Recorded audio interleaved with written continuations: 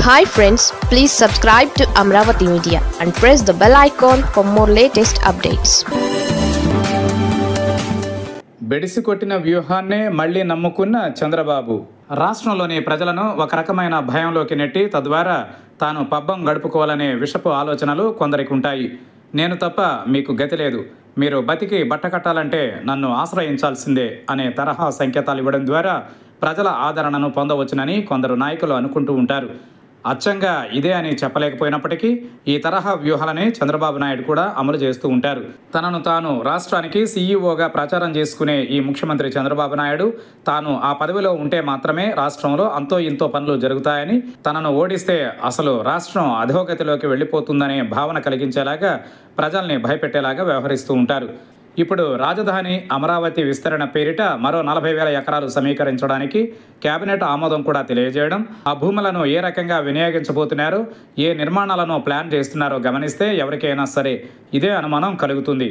అయితే ప్రజల్లో తను తప్ప గతి లేదు అనే భయం పుట్టించడం ద్వారా లాభపడాలనే వ్యూహం గతంలో బెడిసికొట్టింది. అయినా చంద్రబాబు అదే టెక్నిక్ వాడుతుండడం విశేషం. రాజధాని కోసం ల్యాండ్ పూలింగ్ అనే ప్రహసనం గతంలో నడిపించారు చంద్రబాబు నాయుడు. 55,000 ఎకరాలు సేకరించారు. నిర్దిష్టంగా ఒక్క పనిని కూడా ఆయన పూర్తి చేయదలుచుకోలేదు అనేది పలువురి అభిప్రాయం. ఎన్నికలు దగ్గర పడుతున్న సమయంలో శంకుస్థాపనల పేరుతో రకరకాల హడావిడి చేశారు. 2019 ఎన్నికలు వచ్చే సమయానికే రాష్ట్రాన్ని ఒక అయోమయ స్థితిలో ఉంచారు. మీరందరూ నన్నే ముఖ్యమంత్రిగా ఎన్నుకోవాలి, లేకపోతే ఈ రాజధాని మొత్తం ఆగిపోతుందని ప్రచారం చేసుకున్నారు. అంత చేసినా ప్రజలు ఆయన వ్యూహాన్ని తిప్పికొట్టి ఓడించారు. ఈ టర్మ్ రాగానే అమరావతిలో నిర్మాణ పనులు ప్రారంభించిన చంద్రబాబు నాయుడు కనీసం ప్రభుత్వ భవనాల వరకు ఈ 5 ఏళ్లలో ఒక కొలిక్కి తీసుకురాకపోతే మనుగడ ఉండదనే భయంతోనే పనిచేస్తున్నారు. అయితే ప్రజలను పాత తరహా గతిలేని స్థితిలోకి నెట్టాలనే కోరికతో అమరావతి విస్తరణ ప్లాన్ ఎత్తుకున్నారు.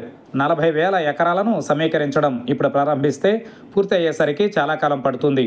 ఆ తర్వాత అక్కడి నిర్మాణాల కోసం ప్లాన్లని, డిజైన్లని, రకరకాల కాలయాపన కూడా జరుగుతుంది. వచ్చే ఎన్నికల సమయానికి ఆ 40,000 ఎకరాలను బీళ్లుగా ఉంచి నన్ను మళ్లీ గెలిపిస్తే మాత్రమే ఇదంతా గొప్ప రాజధాని కావడం అనే స్వప్నం పూర్తవుతుంది. లేకపోతే రాష్ట్రం నాశనం అయిపోతుంది. ఒకసారి బెడిసికొట్టిన ఈ వ్యూహాలు ఈసారి ఏమవుతాయో.